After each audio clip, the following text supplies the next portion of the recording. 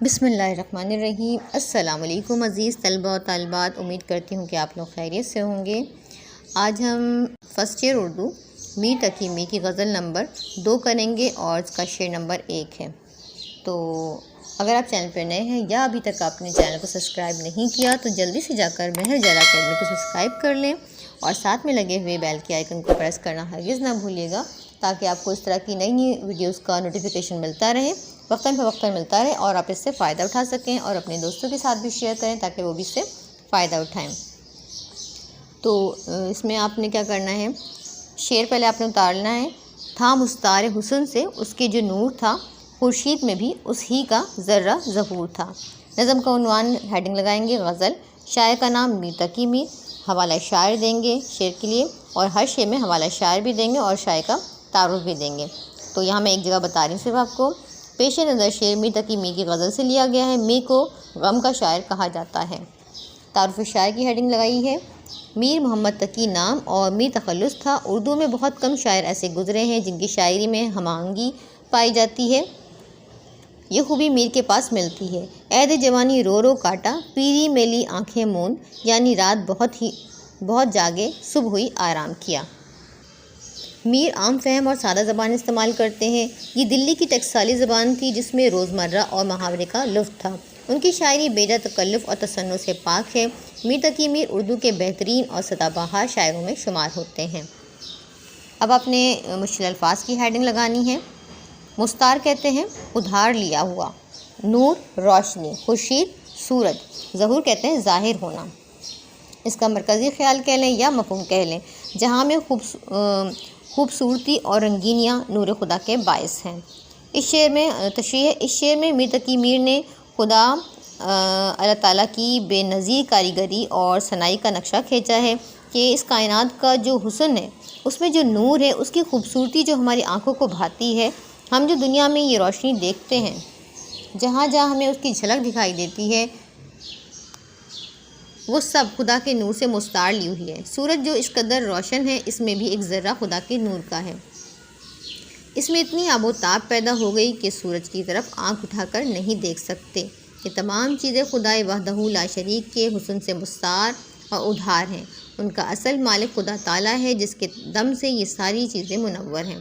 شعر نمبر 2 ہے۔ منم کے پاس کاکم و سنجاب تھا تو کیا، اس رند کی بھی رات کٹی جو کہ اور تھا۔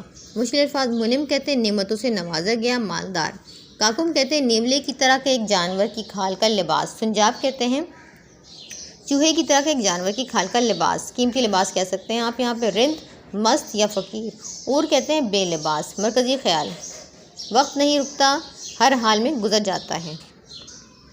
تشریح اس کی کہ میر تقی میر جو ہے شعر میں وقت کا فلسفہ بیان کرتے ہیں کہ وقت چاہے اچھا ہو یا برا، خوشی کا ہو یا غم کا، سختی کا ہو یا آرام کا، آخر گزر ہی جاتا ہے۔ میر تقی میر اس شعر میں یہ کہہ رہے ہیں کہ رات تو بدحال انسان کی بھی کٹ جاتی ہے جو کھلے آسمان کے نیچے سو رہے ہوتے ہیں، اور رات امیر کبھی شخص کی بھی گزر جاتی ہے جو بڑے بڑے محلوں کے بند کمروں میں عالی شان پلنگ پر نرم نرم گدوں اور گرم لحافوں میں آرام و سکون سے لیٹے ہوتے ہیں۔ اگر وہ مالدار شخص اپنی دولت کا تھوڑا سا حصہ ان غریبوں پر خرچ کر دیں تو ان غریبوں کی راتیں بھی آرام و سکون سے کٹ جائیں اور اس کی دولت میں بھی کسی قسم کی کمی نہ آئے گی۔ شعر نمبر 3 ہے۔ کل پاؤں ایک کاسے سر پر جو آ گیا، یکسر وہ استخوان شکستوں سے چور تھا۔ یہاں مشکل الفاظ ہے، کاسے سر کہتے ہیں سر کا پیالہ یا اوپری حصہ کہہ لیں، یکسر کہتے ہیں بالکل ہی، استخوان ہڈیوں کا ڈھانچہ یعنی اسکیلیٹن جسے کہتے ہیں آپ۔ اس کا مرکزی خیال یا مفہوم ہے کہ میر نے گردش ایام کا تذکرہ کیا ہے۔ تشریح شعر میں میر گردش ایام کا تذکرہ کر رہے ہیں کہ انسان کتنا ہی دولت مند رہا ہو، مرنے کے بعد جو ہے اسے خاک میں مل جانا ہے۔ انسان امیر ہو یا غریب، کتنا ہی متکبر ہو، کتنی ہی اکڑ ہو، اس نے ایک دن خاک میں مل جانا ہے۔ جب انسان مر جاتا ہے تو اس کا جسم گل سڑ جاتا ہے، صرف ڈھانچہ رہ جاتا ہے۔ تو میر تقی میر فرماتے ہیں کہ اس کے چہرے کی خوبصورتی، اس کا سارا غرور خاک میں مل چکا ہوتا ہے۔ کہتے ہیں کہ کل کہیں سے میرا گزر ہوا تو میرا پاؤں اچانک ایک مردے کے سر کی کھوپڑی سے ٹکرا گیا۔ وہ کھوپڑی بالکل بوسیدہ اور کمزور تھی، جس پہ یعنی کہ گوشت پوست سے ختم ہو جاتا ہے نا، صرف ہڈی رہ جاتی ہے۔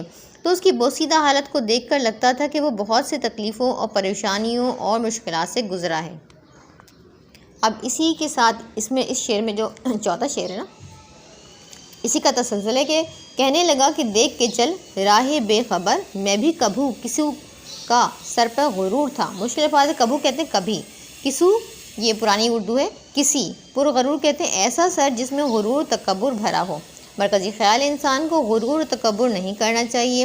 تشریح کے میر تقی میں شعر میں کہتے ہیں کہ جب میرا پاؤں کھوپڑی سے ٹکرایا تبھی کھوپڑی سے آواز آئی، اے بے خبر ذرا دیکھ کے چل، اپنی آنکھیں کھول، تم جو سمجھ رہے ہو کہ میں ہڈیوں کا ڈھانچہ ہوں، لیکن میں بھی کبھی سر کی شکل میں تھا۔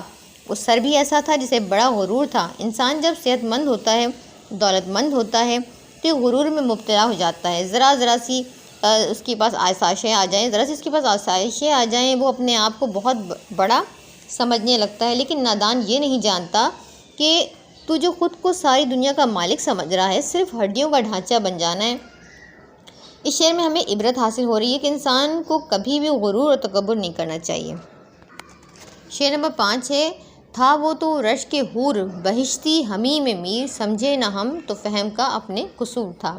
مشکل الفاظ ہے، رش کہتے ہیں تعجب کرنا، اور حور کہتے ہیں بہشت، جنت کی حور، حور بہشت جنت کی حور، فہم کہتے ہیں سمجھ، عقل۔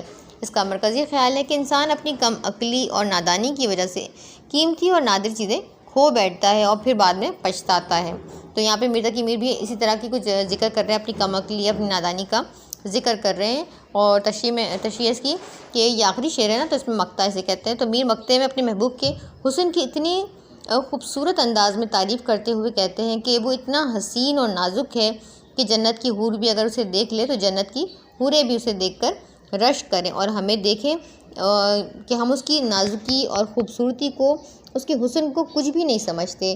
تو اس میں ہماری عقل کا قصور ہے، نہ کسی اور چیز کا۔ تو یہ ہماری 5 ترشیحات ہو گئی، اور اس کی جو مشقی سوالات تھے، جو پہلی غزل ہے اس میں ویڈیو میں بنا چکی ہوں، تو آپ وہاں سے دیکھ لیجئے گا اس کے مشقی سوالات۔ امید کرتی ہوں کہ آپ کو ویڈیو اچھی لگی ہوگی۔ ویڈیو اچھی لگی ہو تو آپ نے کامنٹ باکس میں مجھے اچھا سا پیارا سا کامنٹ کرنا ہے، اور ویڈیو کو لاسٹ تک دیکھنے کا بے حد شکریہ۔ ویڈیو کو زیادہ سے زیادہ شیئر کیا کریں تاکہ آپ کے دوست احباب بھی اس سے فائدہ اٹھائیں۔ اگلی ویڈیو تک